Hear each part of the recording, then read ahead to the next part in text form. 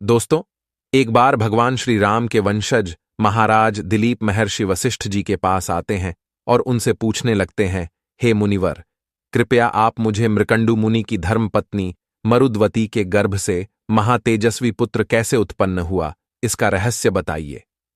मृकंडु मुनि ने ऐसा कौन सा कार्य किया जिससे उन्हें कम आयु वाली संतान हुई और फिर उसे दीर्घायु कैसे प्राप्त हुई। तब महर्षि वशिष्ठ जी कहते हैं, हे राजन, आपने उचित ही प्रश्न किया है। आज मैं आपको मार्कंडेय जी के जन्म का वृतांत सुनाता हूं, आप इसे ध्यान से सुनिए। जो भी मनुष्य मार्कंडेय जी की इस प्राचीन कथा का श्रवण करता है, उसे मृत्यु का भय नहीं रहता है, उसकी अकाल मृत्यु नहीं होती है और भगवान शिव सदैव ही उसकी रक्षा करते हैं। हे राजन, पूर्वकाल की बात है। पृथ्वीलोक पर महामुनि मृकंडु अपनी भार्या मरुद्वती के साथ अपने आश्रम पर निवास कर रहे थे। अनेक वर्षों तक उन्हें कोई संतान नहीं हुई, तो उनकी पत्नी ने उनके सामने पुत्र प्राप्ति की इच्छा प्रकट की। अपनी पत्नी की इच्छा को पूर्ण करने के लिए मुनि मृकंडु ने अपनी पत्नी के साथ मिलकर भगवान शंकर की घोर तपस्या करने लगे। अनेक वर्षों तक तपस्या करने के पश्चात भगवान शंकर उन पर प्रसन्न हुए और उन्हें साक्षात दर्शन देकर कहने लगे, हे मुनिवर, मैं तुम्हारी भक्ति से अत्यंत प्रसन्न हूं, तुम अपनी इच्छा के अनुसार वरदान मांग लो। तब मुनि मृकंडु ने वर मांगते हुए कहा, हे परमेश्वर, आप मेरी तपस्या से प्रसन्न हैं, आपके दर्शन करके मैं धन्य हुआ हूं। हे प्रभु, अब तक मुझे कोई संतान नहीं हुई है, इसीलिए मैं पुत्र प्राप्ति की कामना करता हूं, कृपया आप मुझे पुत्र प्रदान कीजिए। तब भगवान शंकर बोले, हे मुनिवर, क्या तुम उत्तम गुणों से हीन चिरंजीवी पुत्र चाहते हो या केवल 16 वर्ष की आयु वाला एक गुणवान एवं सर्वज्ञ पुत्र पाने की इच्छा रखते हो। भगवान शंकर के इस प्रकार से पूछने पर धर्मात्मा मृकंडु ने कहा, हे जगदीश्वर, मैं गुणहीन पुत्र नहीं चाहता, उसकी आयु छोटी ही क्यों ना हो, किंतु वह गुणवान और सर्वज्ञ होना चाहिए। इसीलिए आप मुझे 16 वर्ष की आयु वाला गुणवान पुत्र ही प्रदान कीजिए। फिर भगवान शंकर बोले, हे मुनिवर, ठीक है, तो मैं तुम्हें यह वरदान देता हूं कि तुम्हें 16 वर्ष की आयु वाला एक पुत्र होगा, जो परम धार्मिक, सर्वज्ञ, गुणवान, यशस्वी और ज्ञान का समुद्र होगा। वह तीनों लोकों में कीर्ति प्राप्त करेगा। इस प्रकार से वरदान देकर भगवान शंकर उस स्थान से अंतर्ध्यान हो गए। भगवान शंकर से वरदान पाकर मुनि मृकंडु और उनकी पत्नी दोनों संतुष्ट हुए और आश्रम पर चले गए। फिर कुछ ही दिनों के बाद मुनि मृकंडु की पत्नी मरुद्वती गर्भवती हुई। मुनि ने विधिपूर्वक गर्भधान का संस्कार किया। तदनंतर उन्होंने गर्भ के बालक में पुरुषत्व की वृद्धि के लिए एक शुभ दिन विधि के अनुसार अच्छे ढंग से पुंसवन संस्कार किया। जब 8वां मास आया, तब मुनि मृकंडु ने संतान की सुखपूर्वक उत्पत्ति के लिए सीमंतोन्नयन संस्कार किया, ताकि बालक का जन्म होते समय किसी प्रकार का विघ्न उत्पन्न ना हो। फिर बालक के जन्म का समय आने पर मरुद्वती के गर्भ से सूर्य के समान तेजस्वी पुत्र का जन्म हुआ। वह बालक अत्यंत सुंदर तथा तेजवान दिखाई पड़ रहा था। चारों दिशाओं में प्रसन्नता छाने लगी। समस्त देवतागण भी स्वर्ग से उस बालक के जन्म की प्रशंसा करने लगे। फिर बालक की शांति के लिए महर्षि वेदव्यास जी मुनि मृकंडु के आश्रम पर पधारे। साक्षात महामुनि वेदव्यास जी ने उस बालक का जात कर्म संस्कार किया। उसके बाद मुनि मृकंडु ने 11वें दिन बालक का नामकरण संस्कार किया और बालक का नाम मार्कंडेय रखा गया। उस बालक को देखकर नगर के समस्त निवासी आश्चर्यचकित होकर कहने लगते थे, अहो, इस बालक का रूप कितना अद्भुत है, इसके अंदर अद्भुत तेज है, इसके अंगों के लक्षण भी अद्भुत है। ऐसा प्रतीत हो रहा है साक्षात भगवान शंकर ही इस बालक के रूप में प्रकट हुए हैं। फिर मृकंडु मुनि ने 4थे महीने में बालक को घर से बाहर निकाला। 6ठे महीने में उस बालक का अन्नप्राशन कराया। फिर 2.5 वर्ष की आयु में चूड़ा कर्म करके श्रवण नक्षत्र में कर्णवेद किया। फिर मृकंडु मुनि ने बालक के ब्रह्म तेज की वृद्धि के लिए 5 वर्ष की उम्र में उसे यज्ञोपवीत दे दिया और उसे वेद पढ़ाया। फिर मार्कंडेय जी ने अपने गुरुओं से ज्ञान प्राप्त किया और अपनी विलक्षण बुद्धिमता से समस्त गुरुओं को प्रसन्न किया।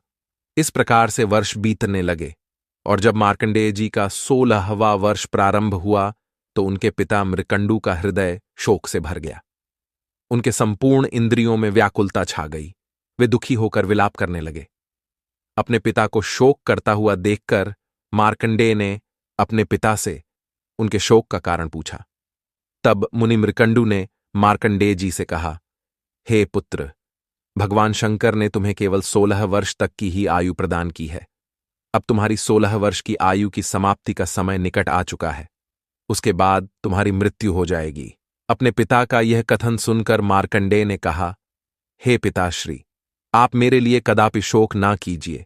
मैं ऐसी तपस्या करूंगा जिससे मैं अमर हो जाऊं। महादेव सभी को मनोवांछित फल प्रदान करते हैं।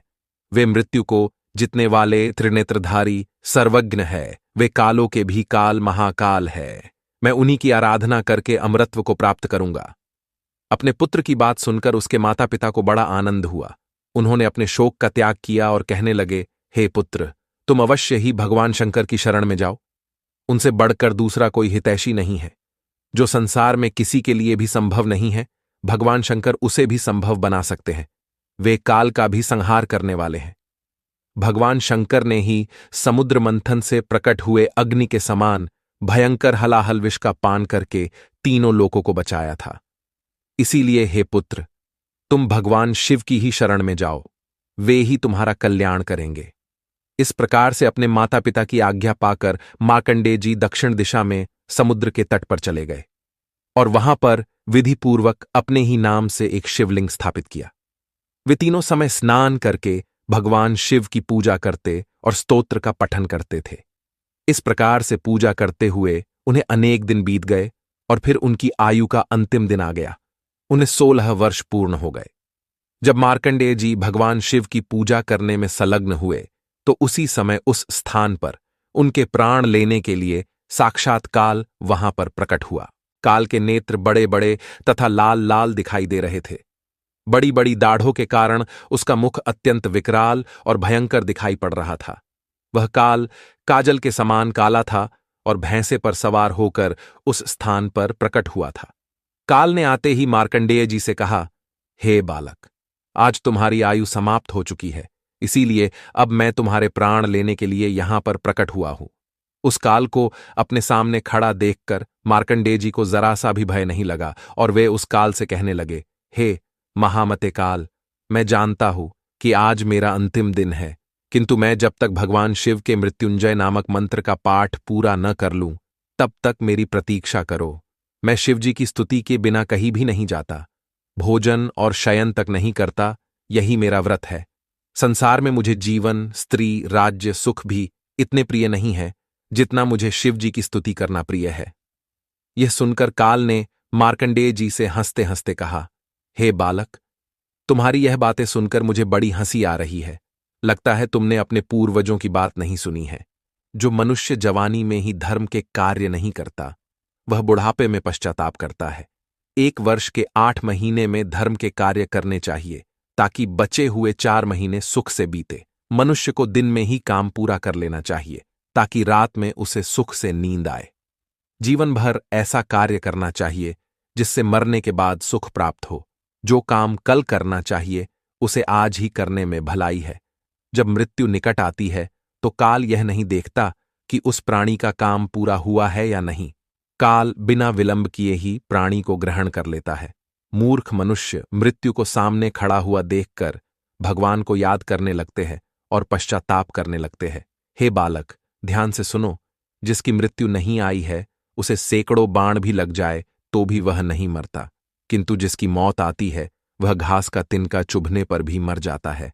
मैंने इस पृथ्वीलोक पर निवास करने वाले सैकड़ों चक्रवर्ती राजाओं और तपस्वियों को भी अपना ग्रास बनाया है, इसीलिए तुम अब कुछ भी उपाय करके मुझसे बच नहीं सकते। मृत्यु से कोई चूक नहीं सकता, इसीलिए अब तुम व्यर्थ प्रयास करना छोड़कर मेरे साथ चलो। काल के ऐसे वचन सुनकर मार्कंडेय जी ने कहा, हे काल, तुम भी ध्यान से सुनो। जो भी भगवान शिव की स्तुति में लगे रहने वाले मनुष्य के कार्य में विघ्न डालता है वे शीघ्र ही नष्ट हो जाते हैं। इसीलिए मैं तुम्हें रोक रहा हूं, तुम मुझे भगवान शिव की स्तुति करने से ना रोको। जिस प्रकार से सिपाहियों पर राजा शासन करता है, उसी प्रकार से शिव जी के भक्तों पर केवल उनका ही शासन चलता है, कोई उन्हें आदेश नहीं दे सकता। भगवान शिव के सेवक पर्वतों को भी विदीर्ण कर डालते हैं, समुद्रों को भी पी जाते हैं, तथा पृथ्वी और अंतरिक्ष को भी हिला डालने में समर्थ होते हैं। इतना ही नहीं, वे ब्रह्मा और इंद्र को भी तिनके के समान समझते हैं। शिवजी के सेवकों के लिए कोई भी कार्य असंभव नहीं है। भगवान शिव के भक्तों पर मृत्यु, ब्रह्मा, यमराज, यमदूत तथा अन्य कोई भी देवता अपना प्रभुत्व स्थापित नहीं कर सकते। हे काल, क्या तुमने महान ऋषि मुनियों के वचन नहीं सुने हैं कि शिव जी के भक्तों पर कहीं पर भी आपत्ति नहीं आ सकती? सूर्य, ब्रह्मा, इंद्र आदि संपूर्ण देवता भी यदि शिव के भक्तों के विरुद्ध हो जाए तो वे उनका बाल भी बांका नहीं कर सकते। मार्कंडेय जी के इस प्रकार के वचन सुनकर काल को बड़ा क्रोध आ गया और वे आंखें फाड़ फाड़ कर उसकी ओर देखने लगे, मानो वे तीनों लोकों को निगल जाएंगे। क्रोध में आकर काल ने मार्कंडेय जी से कहा, अरे दुर्बुद्धि बालक, तू किसे चुनौती दे रहा है? गंगा नदी में जितने बालू के कण नहीं हैं, उतने ब्राह्मणों का मैंने संहार कर डाला है। मैं अभी तुम्हें मेरा बल और पराक्रम दिखाता हूं, अभी तुम्हारे प्राणों को शरीर से अलग कर देता हूं। तुम इस समय जिनका सेवक होने का नाटक कर रहे हो, देखते हैं वे महादेव भी तुम्हारी रक्षा कर सकते हैं या नहीं। इस प्रकार से गर्जना करते हुए उस काल ने विकराल रूप धारण करके मार्कंडेय जी के प्राण लेने के लिए आगे बढ़ा। उतने में भी भगवान शिव उस शिवलिंग से प्रकट हो गए। भगवान शंकर का रूप अकल्पनीय था। लंबी लंबी जटाएं, मस्तक पर चंद्रमा, गले में भयंकर वासुकी नाग, हाथ में त्रिशूल लिए शिवजी मेघ के समान प्रचंड गर्जना करते हुए काल के सामने प्रकट हुए और उन्होंने उसकी छाती में लात मारी। लात मारते ही काल पीछे हो गए और भयभीत होकर खड़ा रहा। भगवान शंकर को देखकर मार्कंडेय जी ने उनकी स्तुति करना आरंभ कर दिया। भगवान शिव के उस भयंकर रूप को देखकर काल भयभीत होकर भगवान शंकर से क्षमा याचना करने लगा और वहां से भाग खड़ा हुआ। फिर मार्कंडेय जी की स्तुति से प्रसन्न होकर भगवान शिव ने उन्हें अनेक कल्पों तक जीवित रहने की आयु प्रदान की और वे उस स्थान से अंतर्ध्यान हो गए। भगवान शिव से वरदान पाकर महामुनि मार्कंडेय जी अपने आश्रम पर लौट गए और अपने माता पिता को प्रणाम करके उन्हें सारा वृत्तांत सुना दिया। मार्कंडेय जी ने अनेक कल्पों तक पृथ्वीलोक पर वास किया। उन्होंने अनेकों बार प्रलय को अपनी आंखों से देखा है। जो भी भगवान शिव की आराधना करता है उसे काल छू भी नहीं सकता। मुनि वशिष्ठ कहने लगे, हे राजन, मैंने आपको मार्कंडेय जी के जन्म का वृतांत सुना दिया है। जो भी मनुष्य मार्कंडेय जी के जन्म की इस कथा को सुनता है उसके कोटि कोटि पाप भस्म हो जाते हैं और उसका मृत्यु का भय भी नष्ट हो जाता है। शिव जी उसकी सदैव रक्षा करते हैं। तो दोस्तों, इस प्रकार से मार्कंडेय जी ने शिव जी भक्ति करके मृत्यु को भी परास्त कर दिया। आपको यह कथा कैसी लगी कमेंट करके जरूर बताएं। जानकारी अच्छी लगी तो वीडियो को लाइक जरूर करें। कमेंट में हर हर महादेव जरूर लिखें। साथ ही चैनल को सब्सक्राइब करें। आप सभी का धन्यवाद।